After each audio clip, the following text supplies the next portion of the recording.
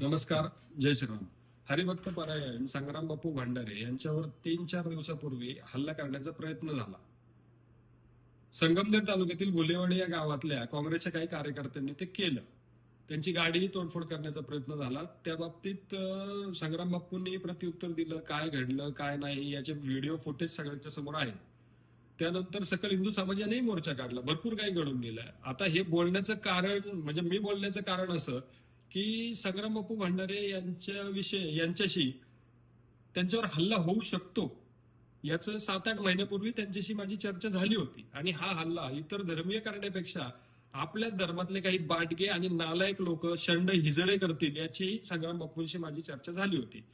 पण त्यानंतर विषय अर्धवट राहिला. संग्राम बापू पूर्ण महाराष्ट्र पिंजून काढत राहिले, धर्मप्रचार करत राहिले. कीर्तनासाठी त्यांनी निस्वार्थ आणि निरपेक्ष भावनेने काम केलं धर्मासाठी. मग ते काम करत असताना आमचा थोडासा संपर्क कमी झाला. आता ही घटना जी घडून गेली तर त्याविषयी ती घटना घडून गेली ती गेली, पण बोलायचं तात्पर्य म्हणजे आता नेमकं करायचं काय. तर इथून पुढं म्हणजे यासाठीच आता मी बोलतोय ते त्याचसाठी. इथून पुढे जिथं कुठं संग्राम बापूंचं कीर्तन असेल तिथं आम्ही लोक त्यांच्या सोबत असू. आमच्या भागात असेल किंवा संग्राम बापूंनी सांगितलं पूर्ण महाराष्ट्रात कुठेही आम्ही त्यांच्या सोबत जाऊ. मी असेल आणि माझे लोकही असतील. त्यानंतर बघू कुठले हिजडे संग्राम बापूंच्या अंगावर येण्याचा प्रयत्न करतात त्यांना तिथंच प्रत्युत्तर दिलं जाईल.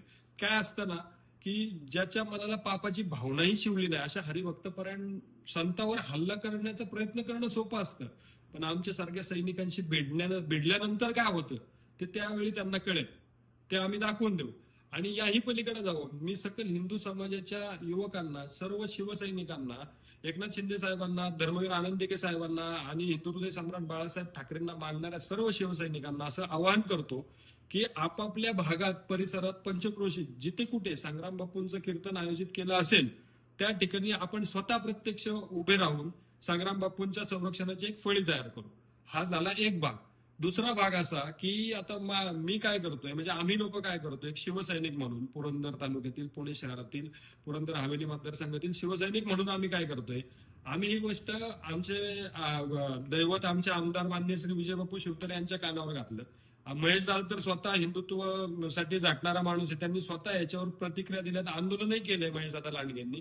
महेशदादा लांडगेंनाही आम्ही भेटणार आहोत.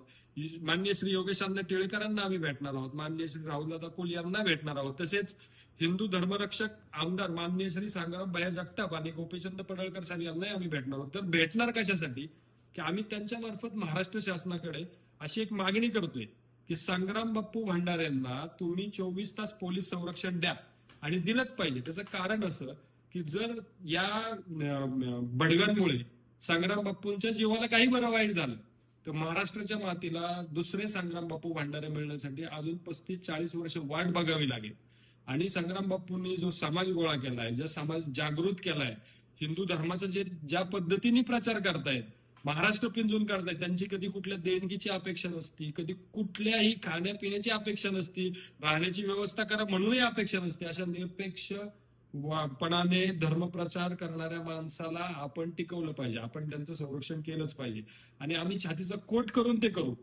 पण जोपर्यंत महाराष्ट्र शासनाकडून त्यांना 24 तास पोलीस संरक्षण मिळत नाही, म्हणून आपण सर्वांनीच आपापल्या पद्धतीने प्रयत्न करूया. आणि जोपर्यंत संरक्षण मिळत नाही तोपर्यंत आपण सर्वजण त्यांचे, शिवाजी महाराजांचे मावळे बनून त्यांचं संरक्षण करू. त्यांच्या कार्यक्रमाच्या ठिकाणी स्वतःहून उपस्थित राहू आणि संग्राम बापूंचं संरक्षण करू. आणि वेळ पडली तर या नालायकांना जिथल्या तिथं ठेचू. आणि शिवसैनिक काय असतो, हिंदू मावळा काय असतो, शिवाजी महाराजांचा मावळा काय असतो हे दाखवून देऊ. जय हिंद, जय महाराष्ट्र, जय श्रीराम.